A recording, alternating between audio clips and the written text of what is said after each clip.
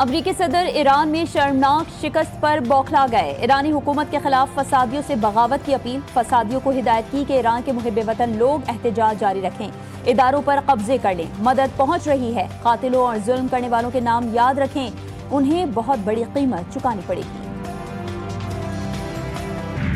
روس کی ایران کے اندرونی معاملات میں امریکی اور اسرائیلی مداخلت کی شدید مذمت ناقابل قبول قرار دے دیا۔ روسی وزارت خارجہ نے کہا کہ ایران کے خلاف سازشوں سے مشرق وسطی اور عالمی سلامتی کو شدید نقصان پہنچا سکتے ہیں۔ قطر نے خبردار کیا ہے کہ امریکہ اور ایران کے درمیان کسی بھی فوجی تصادم کے خطے پر سنگین اور تباہ کن اثرات مرتب ہوں گے۔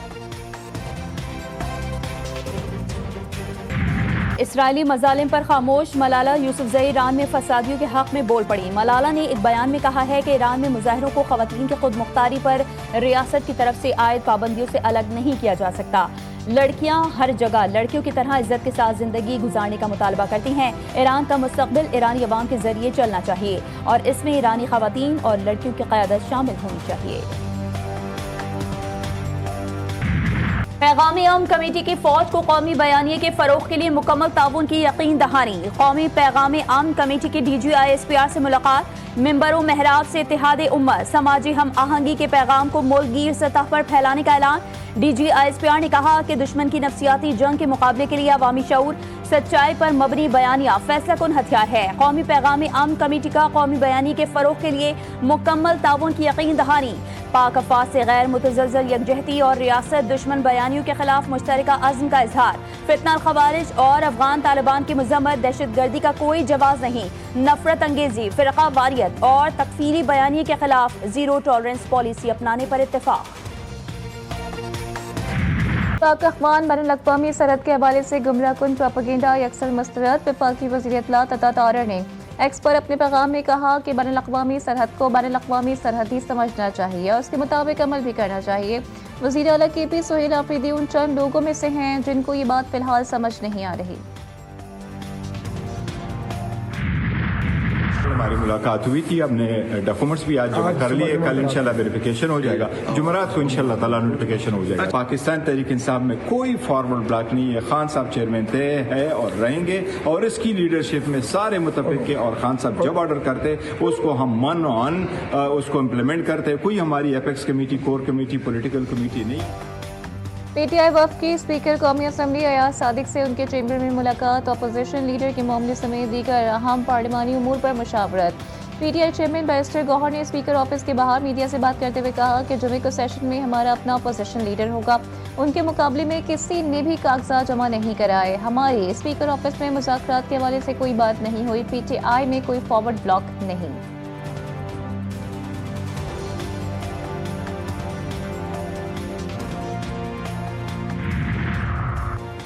صدر مملکت کی منظوری کے بغیر آرڈیننس کا اجراء، صورتحال کا جائزہ لینے کے لیے بلاول بھٹو کی زیر صدارت پارلیمانی پارٹی کا اجلاس۔ اراکین کی ترقیاتی منصوبوں کے فنڈ سے متعلق شکایات۔ اجلاس کے بعد پی پی رہنما راجہ پرویز اشرف کا کہنا تھا کہ ہم حکومت کے اتحادی ہیں، مگر جہاں حکومت غلطی کرے گی اس کی نشاندہی کرتے رہیں گے۔ حکومت کے آرڈیننس فوری واپس لینے کے فیصلے کو خوشائند قرار دیا۔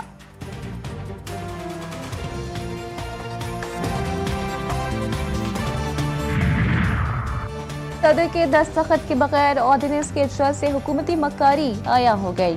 صدر مملکت کے آفس پارلیمنٹ، سیاستدانوں اور جمہوریت کی توہین کی گئی۔ جمہوریت کے ٹھیکیداروں نے آئین اور جمہوریت کو مذاق بنا دیا۔ سربراہ جے یو آئی مولانا فضل الرحمان نے اپنے بیان میں کہا کہ حکمرانوں نے چند روزہ اقتدار کے لیے آئین، اقدار اور جمہوریت کو زندہ درگور کر دیا۔ شاید مستقبل میں آرڈیننس ترمیم کے لیے پارلیمنٹ دستخطوں کا تکلف ہی نہ کرنا پڑے۔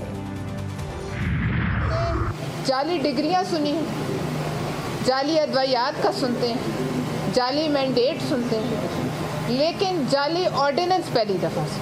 تو جعلیات کی دنیا میں یہ ایک بڑی نئی ایجاد ہے اور اس کا جو کریڈٹ ہے وہ ہم اس حکومت کو ضرور دیتے ہیں، اور ہم یہ کہتے ہیں کہ آئندہ کے لیے اس فیکٹری کو بند کیا جائے۔ یہی مشورہ دے سکتے ہیں کہ ہوش کے ناخن لیں۔ ہمارا خیال ہے کہ ایسی غلطیاں جو ہیں وہ پاکستان افورڈ نہیں کر سکتا۔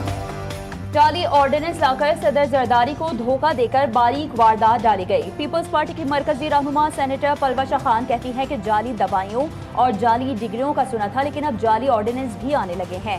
ہوش کے ناخن لیں، پاکستان ایسی غلطیاں افورڈ نہیں کر سکتا۔ जाली ऑर्डिनेंस की फैक्ट्री को बंद किया जाए।